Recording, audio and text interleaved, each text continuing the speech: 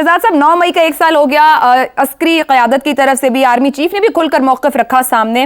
اب وہاں سے ایک ہی بات دہرائی جا رہی ہے، طاقت کے منبع سے مذاکرات کی خواہش کہا جائے یا حسرت کہا جائے، بلکہ اب تو یہ بھی کہہ دیا کہ ہم کیوں معافی مانگے دوسرے، مطالبہ یہ کر دیا گیا ہے. لہجے کیوں اتنے تلخ ہیں؟ کیا پی ٹی آئی کو اس میں کامیابی کا کوئی امکان نظر آتا ہے؟ ابھی اس سے بھی آگے ان کو کوئی دباؤ ڈالنا ہے؟ ذرا تھوڑی دیر کے لیے یہ سوچیں کہ کیا ان دونوں کے بیچ میں اگر کوئی مذاکرات ہوتے ہیں یا کسی قسم کا فہم و تفہیم ہوتی ہے تو کس بنیاد پہ ہوگی، اور اگر اس قسم کی کوئی چیز ہو بھی جاتی ہے تو اس کا کیا نتیجہ نکلے گا. یعنی جہاں آپ کے ملک کے ہر طرف، چاروں طرف ایک آلودگی کا ماحول ہے، ایک ایسا ماحول ہے جو کہ جس نے الجھایا ہوا ہر چیز کو، تو صرف دو فریقوں کے بیچ میں جو ڈائلاگ ہے، جو بات چیت ہے، وہ کیسے معاملے کو حل کرے گی. افسوس سے مجھے یہ کہنا پڑتا ہے، اپنے طور پہ میں بات کر رہا ہوں، مجھے یہ ماننا پڑتا ہے اور کہنا پڑتا ہے کہ ہم اسٹیبلشمنٹ بھی اب ایک فریق بن چکی ہے، جو کہ کبھی بھی نہیں ہونا چاہیے تھا، کبھی بھی نہیں ہونا چاہیے تھا. یہ معاملات صرف ان لوگوں کے بیچ میں جو کہ سیاسی قوتیں ہیں، جو کہ معاشرے کے اندر باقی لوگ ہیں، ان کے بیچ میں گفتگو ہونی چاہیے تھی، ان کے معاملات کو دیکھا جانا چاہیے تھا. بہر صورت اب معاملات اس نہج پہ پہنچ گئے جہاں پر کہا جا رہا ہے کہ ہم صرف اسٹیبلشمنٹ سے بات کریں گے. اسٹیبلشمنٹ سے تو کسی ملک کی کوئی سیاست کو بات نہیں کرنی چاہیے، ایگزیکٹو کا ایک ذیلی ادارہ ہے. تو پہلی بات تو یہ ہوگی، لیکن اس کو چھوڑے، جو ہمارے حقائق ہیں وہ اپنی جگہ پہ زمینی حقائق موجود ہیں اور میں انہی کے بیچ میں رہ کے. اچھا، یہ حالات کا جبر ان کو بدلے گا، حالات کا جبر کسی طرف لے کے جائے گا. یہ میں نہیں کہتا گرینڈ ڈائلاگ ہوگا، گرینڈ ڈائلاگ کا کیا مطلب ہے کوئی سمجھ نہیں آتی. ان سب کا اپنا اپنا حصار ٹوٹے گا، جو حصار باندھ رکھا ہے ان سب کا حصار ٹوٹے گا. اس کو اناق کہہ لیجئے، اس کو حصار کہہ لیجئے. یہ سب جو اپنے اپنے زوم میں مبتلا ہیں نا اس وقت، جہاں جہاں پہ بیٹھے ہیں، چاہے وہ سیاسی ہیں، چاہے وہ غیر سیاسی ہیں، چاہے وہ کسی معاشرے کا بڑا کوئی فریق ہے، کوئی کہیں ہے. سب سے پہلے تو یہ بات کر لیجئے، مودی نے کہا ہے کہ ابھی تک 10 سال میں نے صرف آپ لوگوں کو، ہندوستانیوں کو بولا، میں نے صرف آپ کو ایپیٹائزر دیا ہے، ایپیٹائزر ابھی تک چکھا آپ نے، مین کورس اگلے 5 سال میں آئے گا. بھائی وہ مین کورس کیا ہوگا؟ اس ایپیٹائزر کے اندر کشمیر چلا گیا ان کے پاس، انہوں نے ہمارے اوپر حملے کی کوشش کی، جو فزیکل حملہ ہوا اب ہوائی جہازوں کے ساتھ، اس کا جواب بھی دیا گیا بے شک. تو مجھے نہیں پتا کہ اب مین کورس کے اندر کیا شامل ہے. اب میں اس کو کشمیر کے ساتھ، آزاد کشمیر کے اندر معاملات کے ساتھ ملاتا ہوں تو مجھے پریشانی ہوتی ہے کہ اس کا مین کورس کا کیا مطلب ہے. میں یہ نہیں کہہ رہا کہ وہ کروا رہا ہے وہاں پہ، لیکن ہم اتنے نالائق ہیں کہ ہم سب کچھ ہونے دے رہے ہیں، اور پھر تو یہ حالات کس طرف جائیں گے؟ کیا گرینڈ ڈائلاگ کی گنجائش رہ بھی جائے گی یا نہیں رہ جائے گی؟ آپ کے ملک میں ساہوکار کوئی آپ کو پیسہ دینے کے لیے تیار نہیں ہے، کوئی آپ کا سرمایہ کار آپ کے ملک میں آتا نہیں ہے، آلودہ ہونے سے سب بچتے ہیں، کہتے ہیں ایسی ٹاکسیسٹی سے ہم قریب بھی نہیں آئیں گے. یہ کیا ماحول ہے؟ یہ آپ کے لوگ جو آپ کو پیسہ جنہوں نے دینا ہے وہ آپ سے بات کرنے کے لیے وہ آپ کو بار بار سمجھا رہے ہیں خدا کا واسطہ ہے اپنے معاملات کو درست کرو. ہم 8 ارب ڈالر آپ کے ہاتھ میں نہیں پکڑا سکتے، ہمیں آپ کے اوپر یقین نہیں ہے. تو آپ کے اوپر یعنی کس قسم کی گورننس ہو رہی ہے؟ یہ کیا معاملات ہیں؟ کون کنٹرول میں ہے؟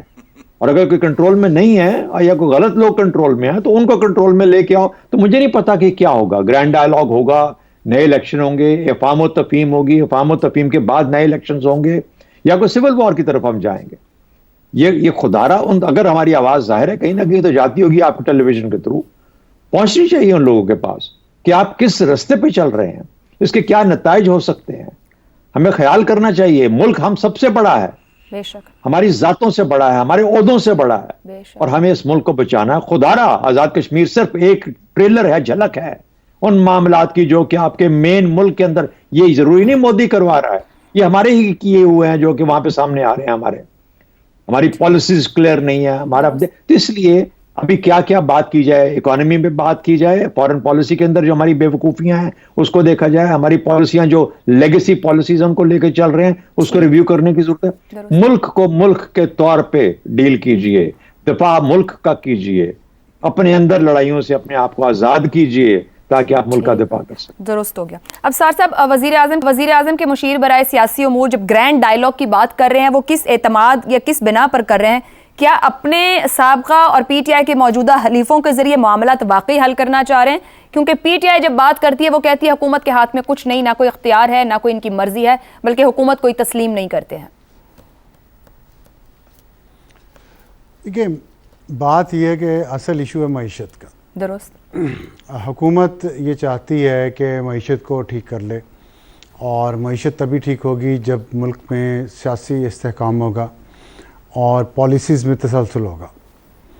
وہ اس وقت تک ممکن نہیں جب تک کہ عمران خان کے ساتھ کچھ معاملہ طے نہیں ہوتے.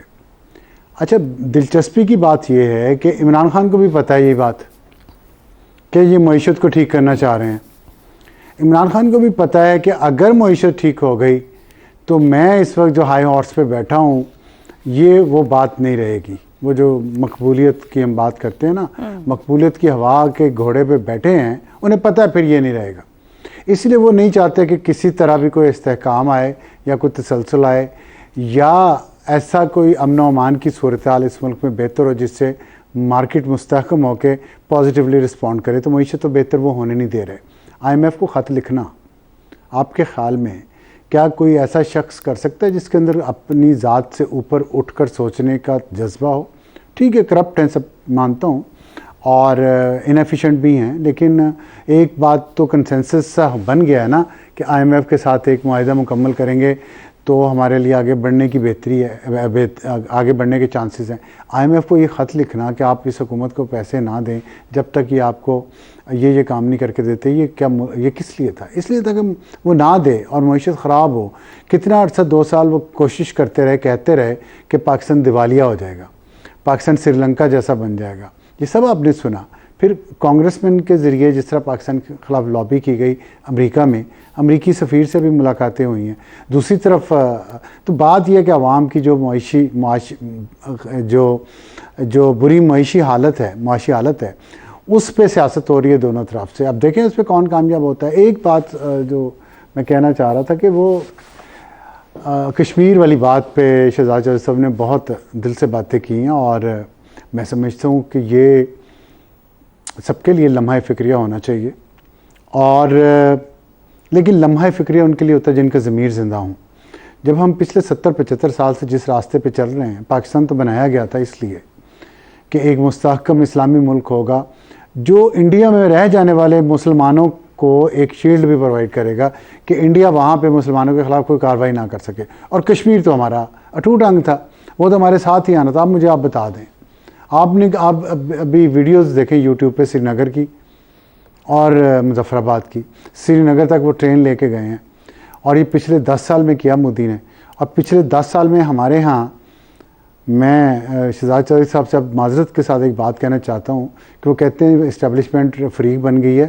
کیا کر رہی تھی اسٹیبلشمنٹ پچھلے 10 سال اس ملک کے ساتھ؟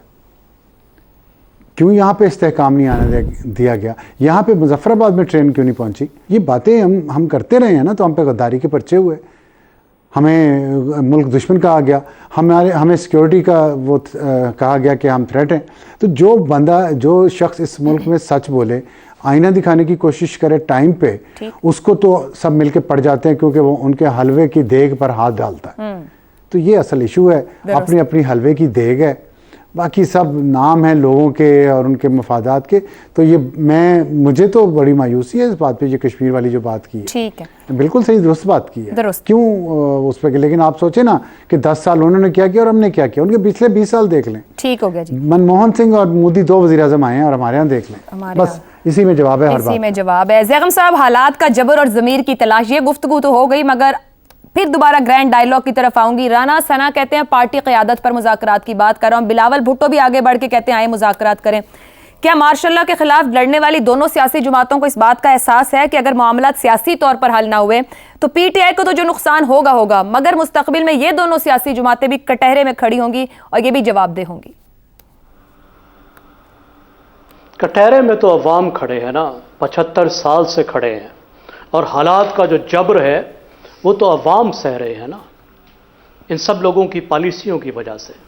ابصار صاحب نے بالکل ٹھیک کہا، ہماری جو اشرافیہ ہے ایک بات پہ متفق ہے، وہ ہے مفادات کی دیگ. جہاں پہ مشترکہ مفادات ہیں وہاں پہ جتنی حکومتیں بدلیں، جتنے جھگڑے ہوں، وہاں پہ کوئی مسئلہ نہیں پیدا ہوتا. اس کے علاوہ سب چیزوں میں جو جوتوں میں دال ہے وہ بٹ رہی ہے، 75 سال سے بٹ رہی ہے. جہاں تک ملک کو چلانے کا معاملہ ہے، عوام کے مفادات کا معاملہ ہے، اس میں کوئی ایکا نہیں ہے. یہ جو ہماری جماعتیں ہیں جن کا آپ نے کہا، دیکھیے 2006 میں تو انہوں نے کچھ رولز آف دا گیم بنائے تھے نا، چارٹر آف ڈیموکریسی پہ اگریمنٹ کیا تھا، کچھ تو سٹیبلٹی یہ لوگ لائے تھے نا. اور اس طرف میرا خیال ہے چودھری صاحب نے بڑا ٹھیک اشارہ کیا کہ جب ان دونوں پر حالات کا جبر آیا تھا تو ان کو عقل آئی تھی اور وہ مل کر بیٹھے تھے، اور 15 سال کے لڑائی جھگڑے کے بعد انہیں یہ احساس ہوا تھا کہ اب آگے چلنا ہے تو ڈائلاگ کرنا ہے اور اگریمنٹ کرنا ہے. لیکن پھر اس کو پلٹ دیا عمران خان صاحب نے اور اسٹیبلشمنٹ نے. عمران خان نے کہا یہ سب مکا ہے، اور 2014 کے بعد جتنا اگریمنٹ تھا وہ ختم ہو گیا. And the rest is history. اس وقت تو ہم جس طریقے کا زہر ہمارے سسٹم میں آ گیا ہے، ہمارے سیاسی سسٹم میں آ گیا ہے، اس کا تو راستہ ہی نظر نہیں آ رہا کہ یہاں سے اب نکلنا ہے تو کیسے نکلنا ہے. سیاسی جماعتیں آپس میں بیٹھنے کو تیار نہیں ہے. بہت اچھا کیا گورنمنٹ نے، جیسی بھی گورنمنٹ ہے اس کی ساکھ پہ جتنے بھی سوالات ہیں، فارم 47 کے حوالے سے ہم بھی بات کرتے ہیں، لیکن یہ ان کی ذمہ داری ہے کہ وہ اپوزیشن کو ریچ آؤٹ کریں. یہ وہ کام ہے جو عمران خان صاحب کو بھی کرنا چاہیے تھا. کہ ٹھیک ہے وہ کہتے تھے چور ہیں تو چوروں سے نمٹنا تو عدالت کا کام تھا، پارلیمنٹ میں تو ڈائلاگ ہونا چاہیے تھا، سیاسی جماعتوں کے ساتھ تو انہیں انگیج کرنا چاہیے تھا، لیڈر آف دا اپوزیشن کو تو لیڈر آف دا اپوزیشن ماننا چاہیے تھا، لیکن انہوں نے نہیں کیا. اور افسوس کی بات ہے کہ حالات کے جبر سے بھی اس وقت بھی پی ٹی آئی یہ نہیں سیکھ رہی کہ جو سیاست کا میدان ہے اس میں پہلی ریکنسیلیشن ہوگی. اگر وہ ان کو چور کہہ رہے ہیں، ان کو کہہ رہے ہیں فارم 47 والے ہیں، تو فارم 47 دلوایا کس نے ہے؟ جس نے فارم 47 دلوایا ہے اس سے تو آپ بات کرنے کے لیے بے چین ہیں، لیکن جس کو فارم 47 ملا ہے اس سے آپ باتیں نہیں کرنا چاہتے. تو یہ کس طرح کی سوچ ہے؟ جب تک سیاسی ڈومین میں آپس میں آپ کی باتیں طے نہیں ہوں گی تو پھر جو آپ بڑے بڑے دعوے کر رہے ہیں کہ اسٹیبلشمنٹ کو آئین کے مطابق چلنا چاہیے، حکومتی معاملات میں مداخلت نہیں ہونی چاہیے، وہ کیسے ہو سکتی ہے جب تک کہ سیاستدان آپس میں نہ بیٹھیں اور طے کریں. اس وقت جس طرح کی ریجڈ پوزیشنز آ گئی ہیں، جس طرح کی سخت پوزیشن آ گئی ہیں، کہ جس طرح کا بیانیہ پی ٹی آئی نے لے لیا ہے، اس کے پیچھے یہ بات ہے کہ وہ چاہتے ہیں کہ ایک طرف شدید دباؤ ہو اور اس دباؤ کو ڈال کر پھر مذاکرات کا راستہ کھولا جائے. اب مسئلہ یہ ہے کہ یہ دباؤ ڈالتے ڈالتے یہاں تک آپ پہنچے ہیں، کیونکہ دباؤ ڈالنے میں بھی کوئی لمٹ ہوتی ہے. آپ کو پتا ہوتا ہے کہیں جا کے رکنا ہے. کتنا دباؤ جو ہے وہ دوسری پارٹی کے ساتھ ڈائلاگ کا راستہ کھولے گا، اور کہاں پہ دباؤ کا نتیجہ یہ نکلے گا کہ دوسری پارٹی دروازہ بند کر لے گی. میرا خیال ہے یہ دباؤ ڈالتے ڈالتے وہاں پر آئے ہیں جہاں پہ دوسری طرف اسٹیبلشمنٹ نے دروازے بند کر لیے ہیں، درست. اور انہوں نے بڑی سخت لائن لے لی ہے. خاص طور پہ 9 مئی کے معاملے پر جو بیانیہ ہے پی ٹی آئی کا، جس زور شور سے شد و مد سے پچھلے چند مہینوں میں انہوں نے چلایا ہے اور فوج پر الزام لگایا ہے کہ تم نے خود اپنے اوپر حملہ کیا تھا. ٹھیک ہو. اب ان پوزیشنز میں کہاں سے کوئی ریکنسیلیشن کے گنجائش نکلے؟ میرے خیال میں تو نکالنی چاہیے. سب سے پہلے تو پی ٹی آئی کو بھی پیچھے ہٹنا چاہیے اور اسٹیبلشمنٹ کو بھی ذرا دیکھنا چاہیے کہ بالآخر ملک میں تمام جو فریقین ہیں، تمام جو پارٹیز ہیں، تمام سٹیک ہولڈرز ہیں، انہوں نے آپس میں مل کر چلنا ہے. درست ہو گیا. ٹھیک ہو گیا جی. لیکن میں ایک بات آخری بات یہ عرض کروں گا کہ دیکھیں جتنا جھگڑا ہے، جو کچھ ہے، ریفارم نہ کرنے کا بہانہ نہیں ہونا چاہیے. جس کے پاس طاقت ہے، جس کے پاس حکومت ہے، اسے اپنے رسک پر، اپنی پاپولیرٹی کے رسک پر ملک کو آگے لے جانا چاہیے. یہ ان کی ذمہ داری. ٹھیک ہے جی. مکالمہ ہی کو اپنے زوم سے باہر آنا ہوگا اور تاخیر نہ ہو جائے اس میں کہ آپ اس طرح کی جگہ پہنچ جائیں کہ پھر بدلنے کو بھی کچھ نہ بچے.